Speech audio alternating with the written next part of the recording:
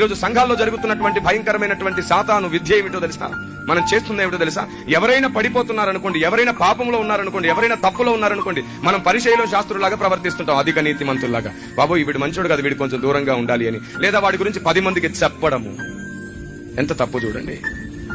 క్రైస్తవ్యం అంటే పడిపోయేవాడిని నెట్టడం కాదు, పడిపోయిన వాడిని తిరిగి నిలువబెట్టడమే క్రైస్తవ్యం. దేవునికి స్తోత్రం కలుగును గాక. ఆరిపోతున్న వాడిని తిరిగి వెలిగించడమే క్రైస్తవ్యం. అవును, మంచోడితోనే స్నేహం చేస్తే మరి నా యేసు చేసింది తప్పైపోతుందిగా. మనం మంచోళ్లతోనే స్నేహం చేయడానికి రాలేదు, చెడ్డవాడిని కూడా మంచోడిగా చేయడానికి మనం అందరం భక్తి చేస్తున్నాం. దేవునికి స్తుతి కలుగును గాక. ఉండొచ్చు, సంఘంలో పడిపోతున్న వారిని మీరు చూడొచ్చు, తప్పులు చేస్తున్న వారిని మీరు చూడొచ్చు, వారిని చూసి అసహించుకోకండి, వారి మీద జాలి పడండి.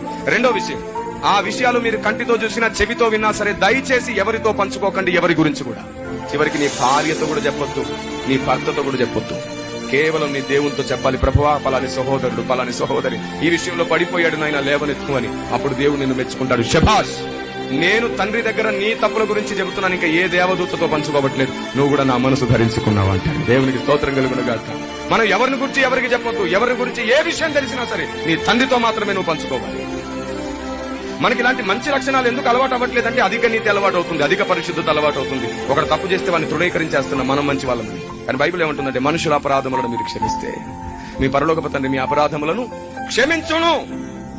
కాబట్టి మనం దేవుని గ్రంథానికి, దేవుని ఐడియాలజీకి, దేవుని ఆలోచనకు చాలా దూరంగా బ్రతుకుతున్నాం, చాలా దూరం.